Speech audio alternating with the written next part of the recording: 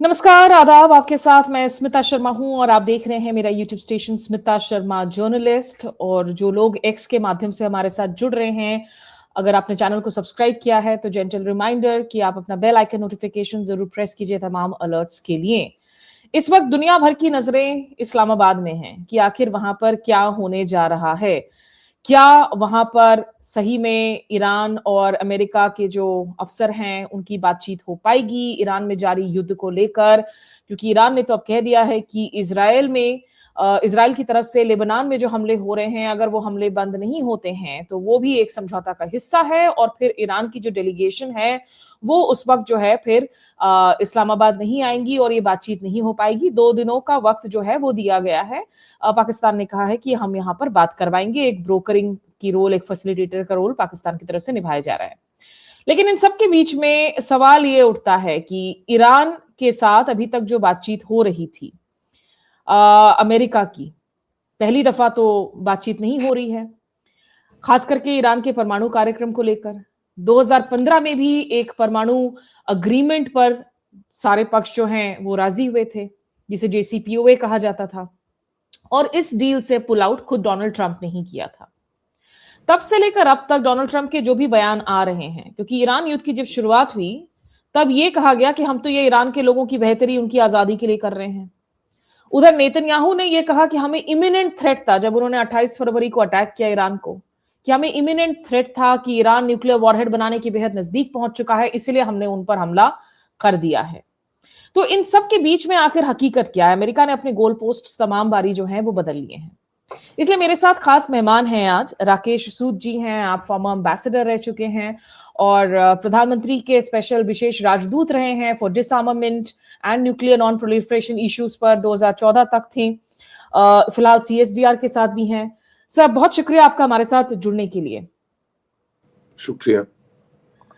अगर सबसे पहले तो मैं शुरुआत कर सकूं थोड़ा सा पीछे जाकर, कि ईरान के साथ जो डील पहले निगोशिएट किया गया था 2015 में JCPOA का P5+1 के साथ में, उस डील को एक तो निगोशिएट करने में कितनी चुनौतियां आई थी, दिक्कतें आई थी, और क्या ये डील इतना खराब डील था कि उससे पुल आउट करना जरूरी था डोनाल्ड ट्रंप के लिए?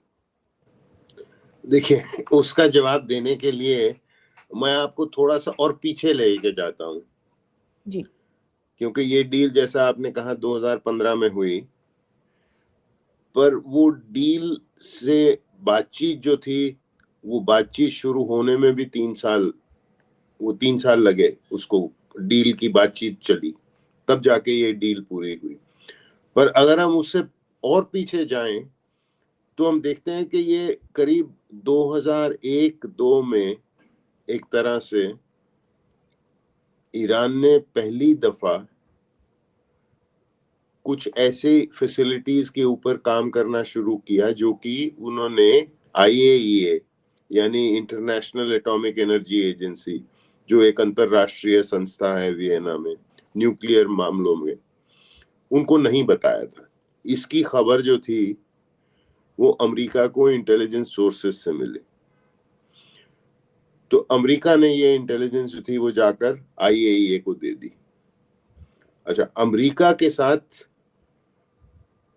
शुरू जब ईरान की बातचीत शुरू हुई थी, बातचीत नहीं, एक तरह से इनडायरेक्ट जो ताल्लुकात थे, वो 2001 में शुरू हुए। और उस वक्त ईरान ने, जब 9/11 हुआ था, जब 11 सितंबर को वो अलकायदा के लोगों ने अमेरिका पे हमला किया, उसके बाद अमेरिका ने अफगानिस्तान में आकर हमला किया वो तालिबान को हटाने के लिए। उसके अंदर ईरान ने अमेरिका की काफी मदद की, क्योंकि जो नॉर्दर्न अलायंस थी, जो तालिबान का विरोध कर रहे थे, उनको ईरान से सपोर्ट मिल रही थी। ईरान के उनके साथ अच्छे ताल्लुकात थे। तो उन्हीं की बदौलत अमेरिका ने तालिबान को वहां से निकाला 2001 में। पर फिर उसके बाद जब प्रेसिडेंट बुश ने जनवरी 2002 में अपनी speech the, state of the union address, उन्होंने एक एक्सेस ऑफ इविल का करार दिया और उसके अंदर नॉर्थ कोरिया और ईरान को भी ले आए। तो ईरान को उससे लगा कि ये तो बड़ी अजीब सी बात है, हमने तो मदद की थी CIA की बहुत तालिबान के विरोध में। तो वहां से फिर ईरान ने कुछ काम वगैरह शुरू किया, तो वो जहां से एक तरह से उनका न्यूक्लियर प्रोग्राम एनरिचमेंट का वहां से शुरू होता है। अब जब ये एक्टिविटीज शुरू की तो एक चीज है कि ईरान जो है वो NPT का पार्टी है।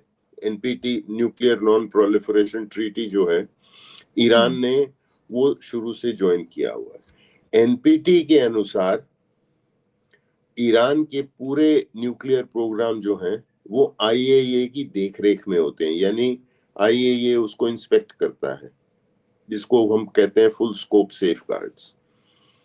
दूसरा, उस ट्रीटी के अंदर अगर आप पीसफुल पर्पसेस के लिए यानी शांतिपूर्ण चीजों के लिए एनरिचमेंट कर रहे हैं तो उसके अंदर उसकी कोई रोक टोक नहीं है। अब वो एनरिचमेंट आप रिसर्च रिएक्टर के फ्यूल के लिए कर रहे हो या किसी और मकसद के लिए कर रहे हो, पर उसके ऊपर कोई रोक टोक नहीं है। तो ईरान का ये कहना है कि देखिए, ये हमारा हक है कि हम एनरिच करें, और हम ये कह रहे हैं कि हमको न्यूक्लियर बम बनाने में कोई दिलचस्पी नहीं है।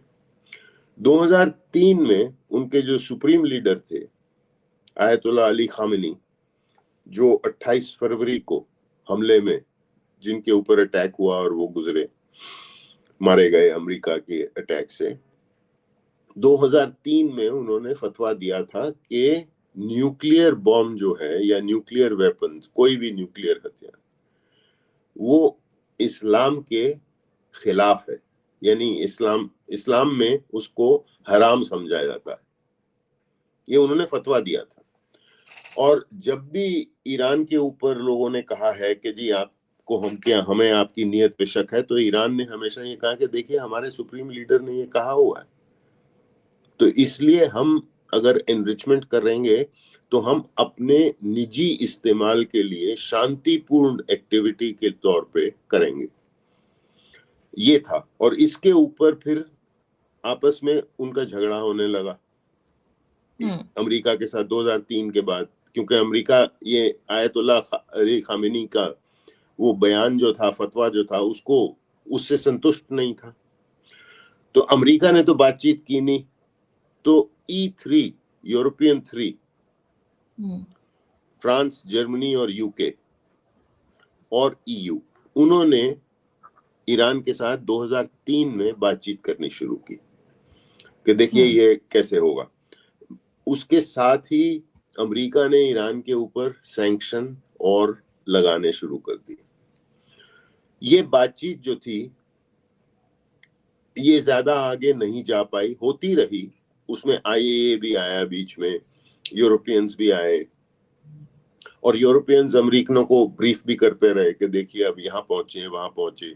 अमेरिकन उनको थोड़ी बहुत इंटेलिजेंस भी देते रहे जो उनको मिल रही थी, क्योंकि ईरानियन को लगा कि जब तक अमेरिका, क्योंकि सैंक्शन की शुरुआत तो अमेरिका करता है, तो अगर अमेरिका उसके अंदर नहीं शामिल होगा इस बातचीत में, तो फिर उससे हमको पूरा फायदा नहीं हो सकता है। खैर, 2007 तक अमेरिका ने खुद ये तय कर लिया था कि ईरान ने एनरिचमेंट एक्टिविटी जो थी वो बंद कर दी।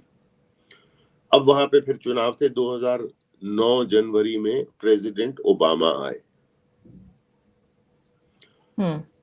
अब जाके एक नई बातचीत का एक तरह से पॉसिबिलिटी नजर आई। उसके बाद ईरान में भी चुनाव हो गए, अहमदी निजाद की सरकार जो थी वो चली गई, और फिर उसके बाद वहां पर जो एक मॉडरेट सरकार आई, प्रेसिडेंट रूहानी की। तो उस समय फिर बातचीत आगे बढ़ी डायरेक्ट, पहले तो, और वो पहले इनडायरेक्ट टॉक्स हुई, फिर उसके बाद सीक्रेट टॉक्स हुई वो ओमान में, और उसके बारे में कभी कहीं चर्चा नहीं आई। जो अमेरिका के उस वक्त अंडर सेक्रेटरी, फॉरेन सेक्रेटरी कह लीजिए जो थे, बिल बर्न्स, वो उस टीम को लीड कर रहे थे और वो एक जहाज में जाते थे सीधा ओमान मस्कट, वहां पर रुकते थे। डायरेक्ट पहले उनकी बातचीत होती थी, जवाद जरीफ जो उनके विदेश मंत्री थे वो आते थे अपनी टीम के साथ और वहां पे ये बातचीत हुई थी और वहां से फिर न्यूक्लियर बातचीत का दौर शुरू हुआ। न्यूक्लियर बातचीत के अंदर जब अमेरिका का आपस में ईरान के साथ कुछ बातचीत आगे चल पड़ी तो फिर उन्होंने कहा कि अब हम न्यूक्लियर मुद्दों पे आते हैं। सर इस बातचीत के बारे में सर इस बातचीत के बारे में बताने के पहले उनको ये कहा कि हम चाहेंगे कि आप सारे मुद्दे ले आए, रीजनल सिक्योरिटी और ये सब। उन्होंने कहा नहीं, अमेरिका ने खुद कहा उनको कि नहीं, हम इस वक्त सिर्फ न्यूक्लियर मुद्दे पे फोकस करेंगे। तो फिर P5+1 टॉक्स शुरू हुई जिसके अंदर P5 की कंट्रीज आ गई, यूरोपियन यूनियन आ गया, तो उसमें फिर रूस और चाइना भी शामिल हुए और फिर वो ओपनली ये बातचीत शुरू हुई। ये बातचीत अब जिनीवा में होने लगी और ये नेगोशिएशंस चली। ये 2013 से लेकर 2013-14 से लेकर 2015 में जाकर पूरी हुई। तो 2015 में जब जाकर पूरी हुई तो उसको सिक्योरिटी, क्योंकि P5 उसमें हिस्सा ले रहे थे तो लाजमी बात है सिक्योरिटी काउंसिल के पास उन्होंने वो एग्रीमेंट रखा, JCPOA जो आपने कहा। उस वक्त प्रेसिडेंट ओबामा या अमेरिकन इंटेलिजेंस का ये एक अनुमान था कि इस समय जिस तरह इनकी एनरिचमेंट एक्टिविटी बढ़ रही है, जो इन्होंने नए सेंट्रीफ्यूजेस जिसके तहत एनरिचमेंट की जाती है वो एडवांस सेंट्रीफ्यूजेस भी बना लिए थे, वो करीब इनके पास 5000 से ज्यादा थे और इतना न्यूक्लियर एनरिच्ड यूरेनियम इतना इकट्ठा कर लिया था कि शायद 2-3 महीने में उनके पास इतना हो सकता था कि एक बॉम्ब बनाने के लिए वो काफी है। अब उसको उनका मकसद था अमेरिका का कि इसको हमको पीछे करना है, यानी इसको हमको डिले।